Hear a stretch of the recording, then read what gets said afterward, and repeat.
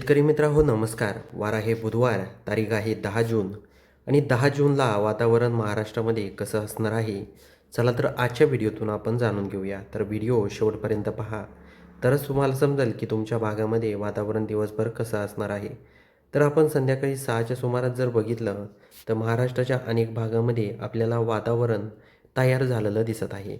आपण सर्वात आधी सांगली, तासगाव हा जर परिसर बघितला तर येथे ढगाळ वातावरण निर्माण झालं आहे. त्याचबरोबर इचलकरंजीमध्ये जर बघितलं तर इथे हलका पाऊस होणार आहे. त्याचबरोबर कोल्हापूर, निपाणी त्या भागात देखील अ, मध्यम स्वरूपाचा पाऊस पडण्याची चिन्ह दिसत आहे. त्याचबरोबर मायनी, विटा, तासगाव या परिसरात देखील ढगाळ वातावरण असणार आहे. जर आपण सांगोला परिसर जर बघितला तर संध्याकाळी 6 वाजता या भागामध्ये आपल्याला कोरडं वातावरण दिसत आहे. हा अंदाज आपल्याला लक्षात घ्यायचा आहे. त्याचबरोबर पंढरपूर, कोर्टी, त्याचबरोबर अजोटी हे जर पंढरपूर शेजारचे छोटे गावं जर आपण बघितले तर येथे देखील कोरडं वातावरण आपल्याला दिसत आहे. हा अंदाज आपल्याला लक्षात घ्यायचा आहे. आपण जर विजयपूर हा जर परिसर बघितला तर या परिसरामध्ये जोरदार किंवा मध्यम स्वरूपाचा पाऊस हा पडणार आहे. हा अंदाज देखील आपल्याला लक्षात घ्यायचा आहे. त्याचबरोबर आपण जर उदगीर परिसर जर बघितला तर उदगीरमध्ये ढगाळ वातावरण असणार आहे. हा देखील अंदाज आपल्याला लक्षात घ्यायचा आहे. शेतकरी मित्रांनो, आपण जर बिदर त्याचबरोबर बिदर परिसर बघितला तर येथे देखील कोरडं वातावरण आपल्याला दिसत आहे. नांदेडमध्ये देखील कोरडं वातावरण आहे. भोकरमध्ये कोरडं वातावरण आहे.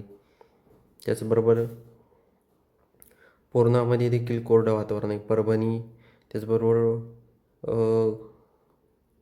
खाली जर आपण परळी भाग जर बघितला, अंबाजोगाई, परळी, पाथरे तर या भागात देखील कोरडं वातावरण आहे.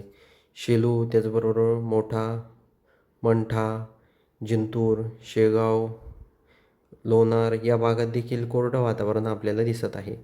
त्याचबरोबर आपण जर परतूर त्याचबरोबर माजलगाव, बीड, केज हा जर परिसर बघितला तर येथे पूर्णपणे आपल्याला कोरडं वातावरण दिसत आहे. हा अंदाज आपल्याला लक्षात घ्यायचा आहे.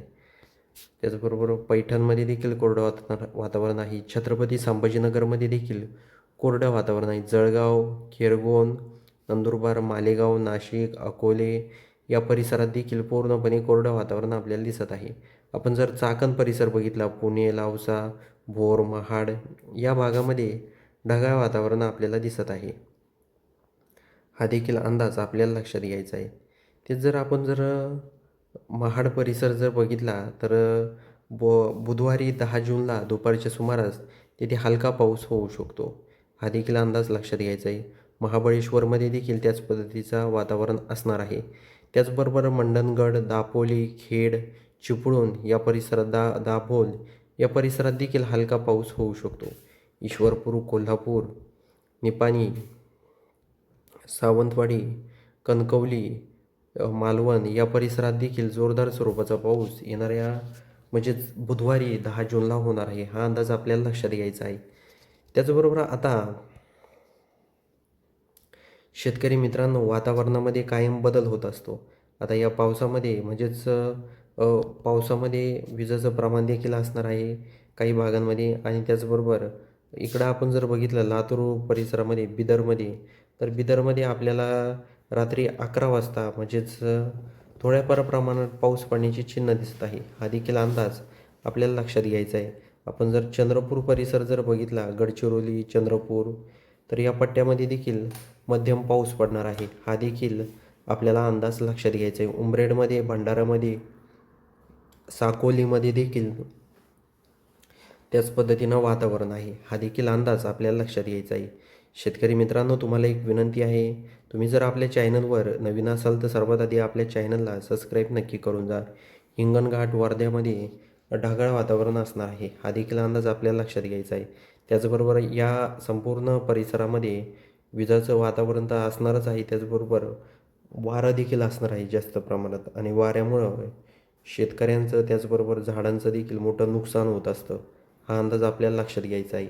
त्याचबरोबर शेतकरी मित्रांनो, पुन्हा एकदा तुम्हाला विनंती आहे, तुम्ही कोणत्या भागातून आपले व्हिडिओ पाहतात हे आम्हाला कमेंट बॉक्समध्ये सांगायला विसरू नका आणि व्हिडिओ आवडला असेल तर आपल्या चॅनलला सबस्क्राईब करून नक्की जा. भेटूया अशाच माहितीपूर्ण व्हिडिओसह. तोपर्यंत नमस्कार.